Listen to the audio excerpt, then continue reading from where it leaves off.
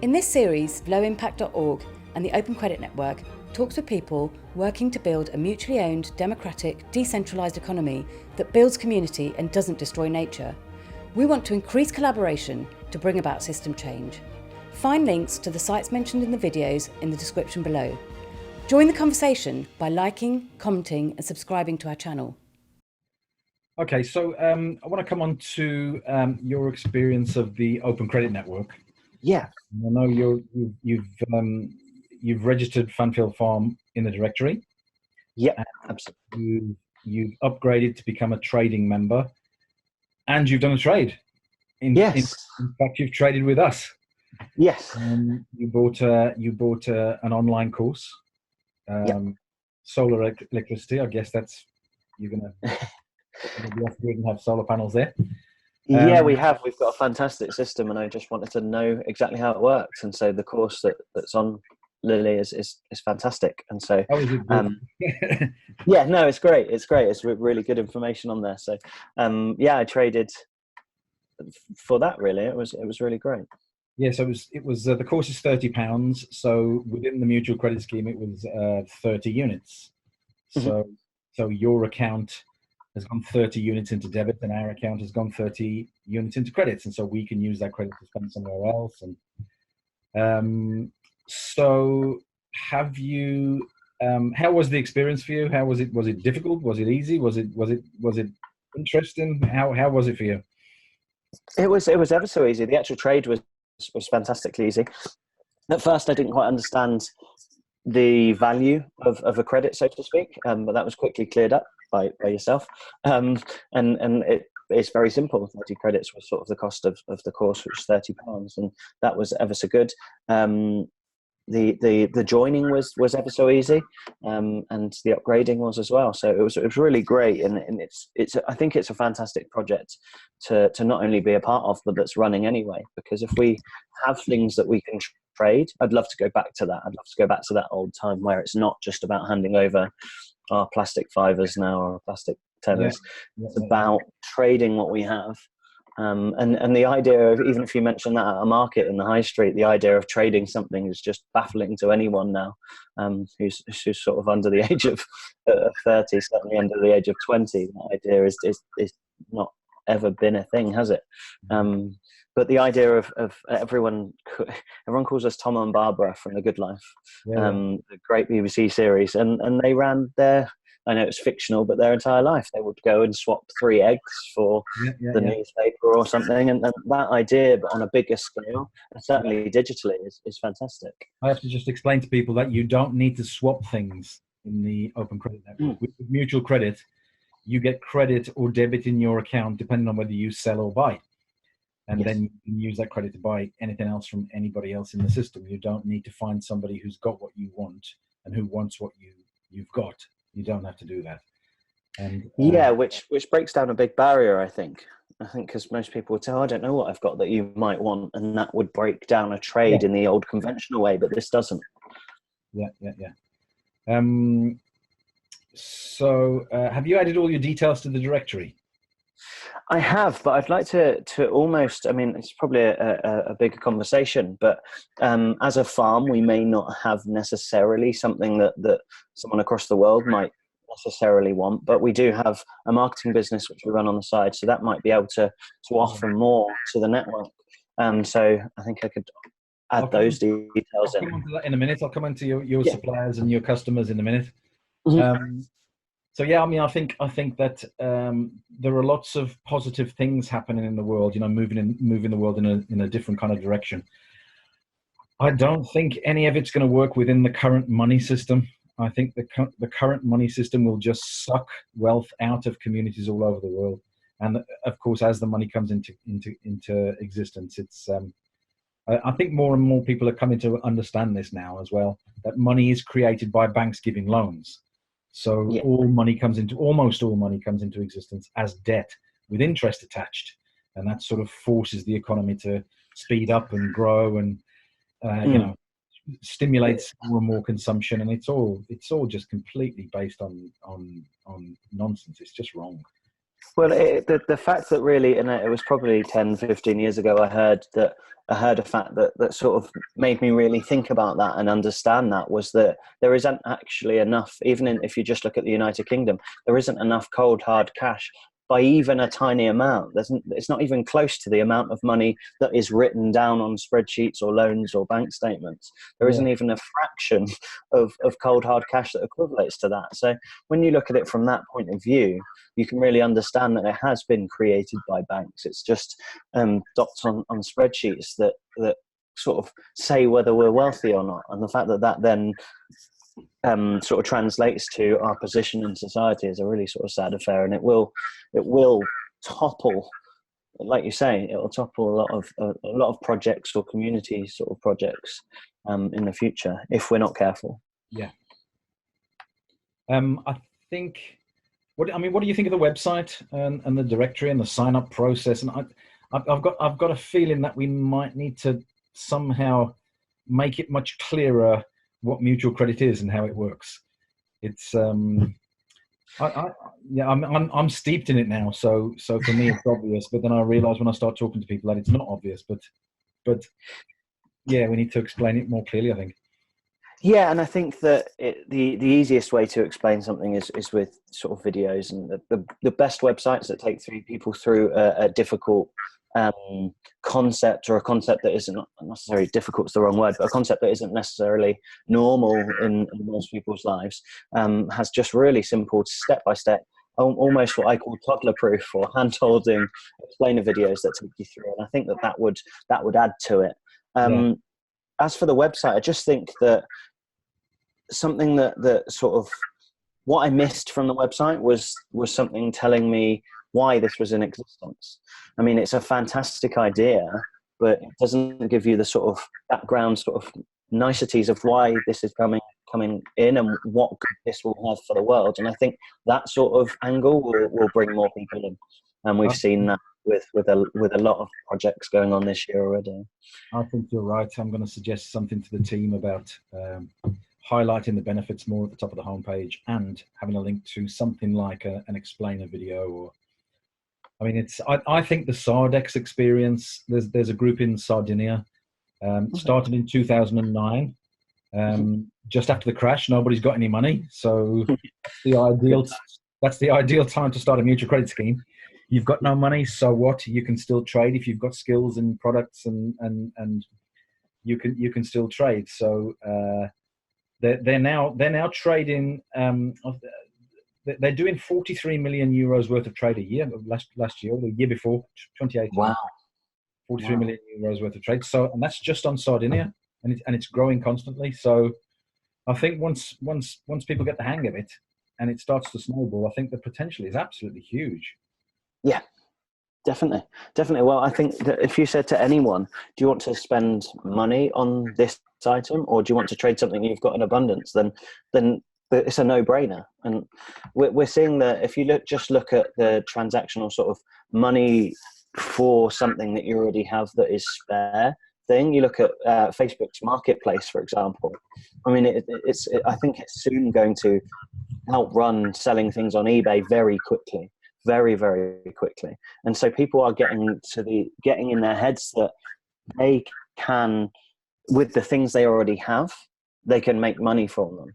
And then they take that money and they spend it on things they need. So if we can get that money bit out of their heads, but they're already got in the mindset that they have things that they can almost trade, we get rid of that money bit, and it's just a no-brainer. Yeah. It will be huge, I think. Yeah, I was reading something by David Graeber. In a medieval inn, the person behind the bar would be pulling pints all night, and no money would change hands at all. And why not? Because they had close-knit communities. And so this person was a thatcher who thatched the pub roof the year before. This person grows potatoes and brings them into the pub, and that person's a fisherman, and somebody fixes carts, and everybody does everything for everybody else. And so everybody's got a tab with everybody has got tabs with each other. And so there's a place a little bit like that near here. Now I'm not local, so I'm going to completely ruin the name and get this completely wrong, I think. But a place called Firle, which I think is Firle, and I think the whole area is still owned by a family that's been there years and years and years. And it's like a community, an old style village. But if you go to live in that area and you have a skill that the village needs, say a thatcher or a bricklayer or one of these sort of trades, or maybe you're a doctor or a teacher and that community needs that within there, then your actual rent gets reduced by quite a significant amount, because they want to attract an old style community. Right. And I really like the idea. I really like the idea of sort of taking it back.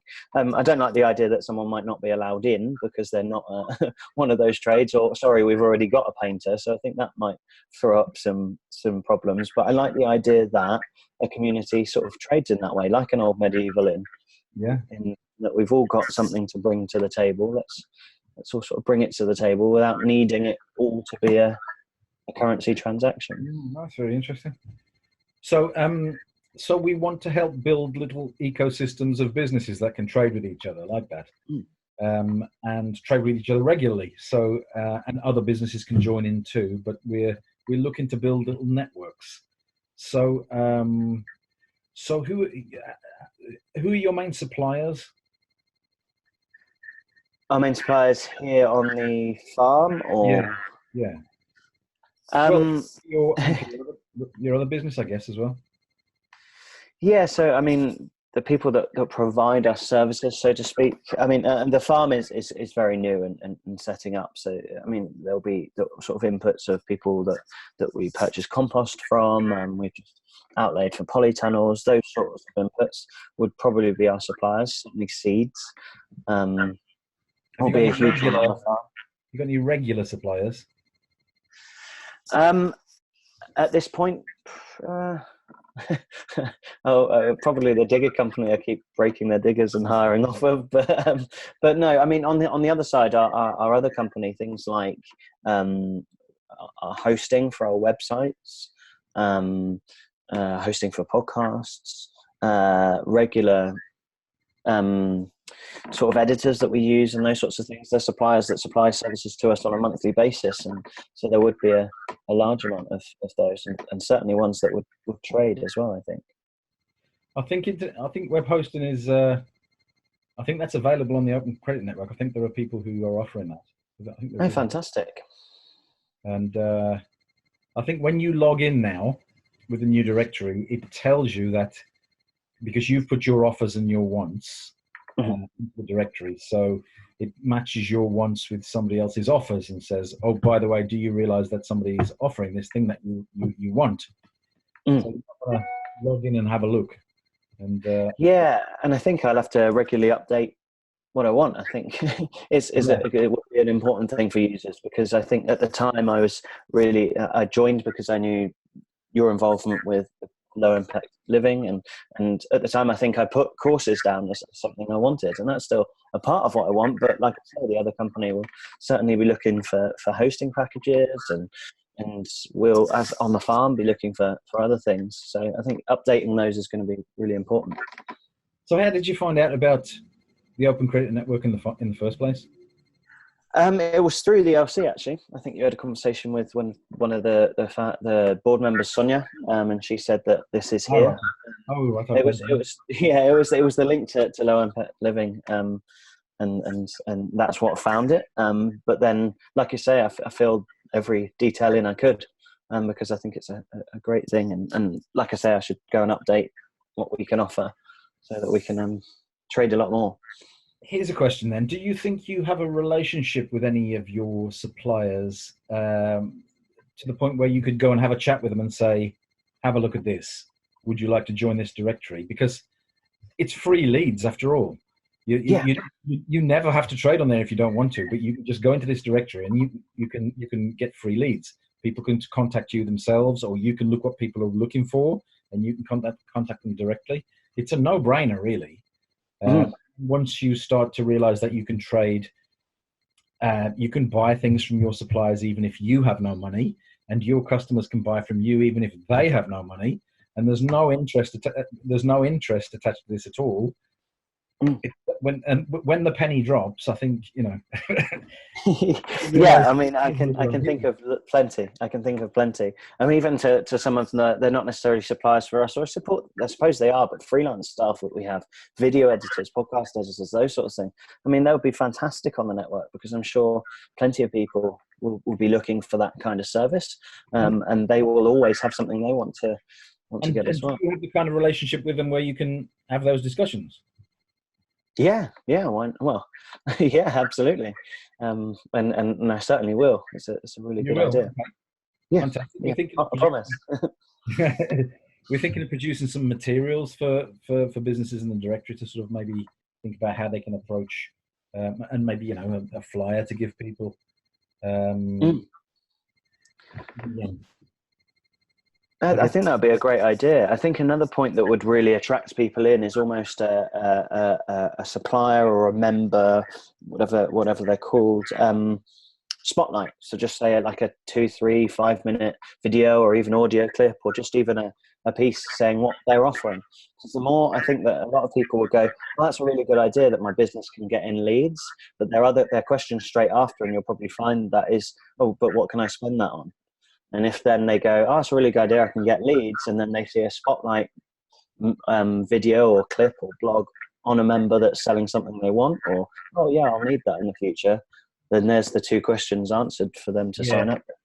I mean, we're thinking that in future as you land on the site, it would be more like a social network sort of platform where you can chat with people. You can offer things for sale, or you can give news, or you can just chat. But you can also trade. Sort of with one click, you can talk with suppliers or talk with customers and trade. But there'll be that social aspect to it as well. And yeah, sure, you'll be able to upload videos and audio and logos and anything you like.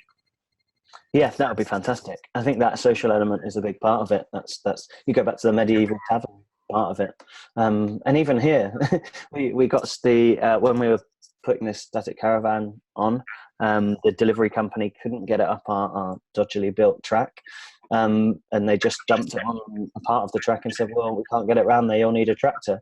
So we were new to the area, didn't know anyone, so we rung the pub and said, do you know people with tractors? And they gave us four phone numbers of local tractor owners, one of which helped us out and pulled it up. But the pub was the hub, and that's because of the social aspect to it. So I think that will be really important, especially online, and especially for people like us where farming can be quite solitary. Are you a local in the pub now? Are you locals? Absolutely. It is. It was one of the things that made me love this place, was that it's probably a 4 or 5 minute walk to the local pub. And it's been a lifelong ambition of mine to have a tankard hung up in a pub that they all know you serve your pint in. So I think that pub's the one. Oh well, maybe we could return to the medieval pub around Arlington. We have a little mutual credit network. Sounds fantastic. In fact, I'll suggest to them that I can trade having my tankard in there for a few eggs from our chickens or something. So I guess the same question really for your customers. So I guess, so your veg boxes would go straight to individual households. Is that right? Yeah, delivered to the door, which everyone wants now. I'd love to not have to get in a car to do it, but at this point, I think that's what people want. Yeah. So I guess because we're a business-to-business network at the moment, I mean, there might be ways of including individuals as parts of little co-ops later on, but at the moment we're business-to-business. Do you have any business customers? Yeah, so our marketing company certainly has plenty. We provide sort of web design, graphic design, podcast creation, video creation. So that would be the perfect position. And it has happened. A couple of our customers provide something we need, and that has been what we used to call. I used to work in the radio industry, and used to call it a contra deal. But it was always a bit ridiculous in that industry, because you had to pass the money and then pass the money back so they could balance the books, which was just a bit ridiculous. But yeah, so I think that some of our customers would have things that we'd be after, but also, like you say, the fact that it's a credit network, it doesn't have to be a direct trade. could sell to those customers and then use it to purchase other things. So I guess the question for your suppliers is, do you have ways to spend that credit? So if you buy something from them, they've then got credit. Have they got places that they can spend that credit? Because it's no good if they haven't. It's just that it has to keep flowing. And the same with your customers. If they're going to use mutual credit to buy things from you, they're going to need to be able to earn credits from somewhere else. So those are the kinds of questions to ask as well. How would they be? Because I think if we're gonna recruit people into mutual credit, then there are efficient and inefficient ways that we could do that. For example, we could just get on the phone and start ringing businesses, and that's quite an inefficient way to do it. If you have enthusiastic businesses like yourself, then I think that's the best way to do it. So you talk to your suppliers, you talk to your customers, they talk to their suppliers, they talk to their customers, and we sort of try to grow little ecosystems. I have no idea about the best way to do that. I've been racking my brains trying to work out what would you need? What help from us would you need to try and build those little ecosystems around your business? Yeah, I think just the ability to answer the two big questions really easily. That's what's going to get people involved. I mean, there's no catch to signing up, right? So there's no cost, there's no cut taken or anything. So there's no catch to it. But people, especially people in England, are quite sceptical about schemes where there's not a catch. So they'll have two big questions, as we've sort of covered. Well, okay, what can I get from it? And what can I great. What can I sell and what can I buy? And if both of those are an attractive proposition, then fantastic.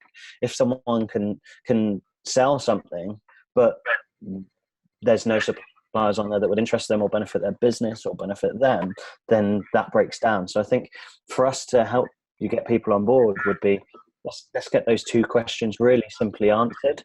And also, the buy-in thing. I mean, I'm buying into it now after a conversation here. The more people that are involved, the more things that I can spend credit on. So the bigger the network gets, the more useful it becomes. Yeah, absolutely. And the ideal for me, that's why I spoke about hosting. If I look at my marketing company, our expenses each month are hosting for online, our accountant costs, and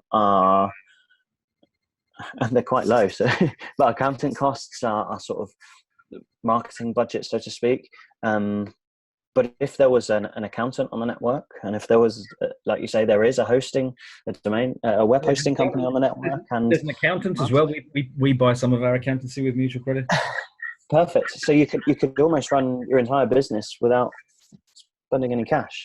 Yeah. So those are the those two big questions can be answered just by going onto the directory and having a look, and you can do that without logging in. You can just go to the website, have a look at the directory, browse the different categories, and search for businesses that are on there, and then just join the directory. Yeah, fantastic. Well, let's get some more people on there. It'd be great, and I'm certainly going to go and have a look around and add those extra things that I can offer, so I can build up some credit there. That would be really great. I'm going to keep in touch with you. I mean, if we get any promotional materials or flyers or anything that you give to potential directory members and trading members, that would be great, and we'll get those to you. Anything else? Sorry, go on. The thing that works really well, so I work with a lot of companies that have membership sites, so to speak. So they might be membership sites teaching people how to grow. They might be membership sites teaching people how to run Airbnbs, and these are actual examples.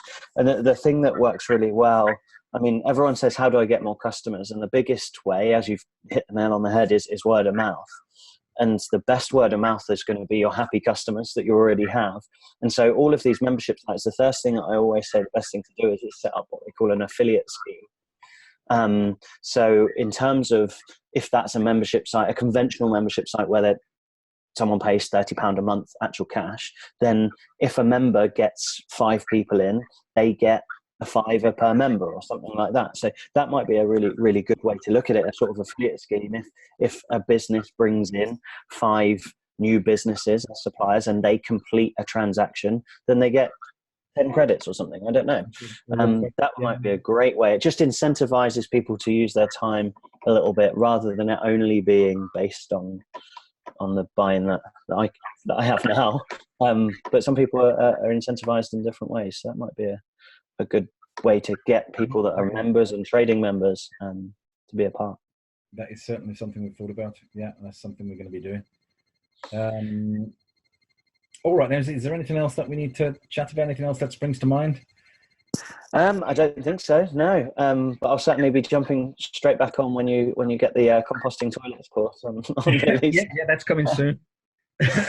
And yeah, no, absolutely. Lovely talking with you, Chris. Thanks very much, Dave. Cheers. And hopefully I'll speak to you again soon. Thanks. Cheers, Chris. Cheers. Bye.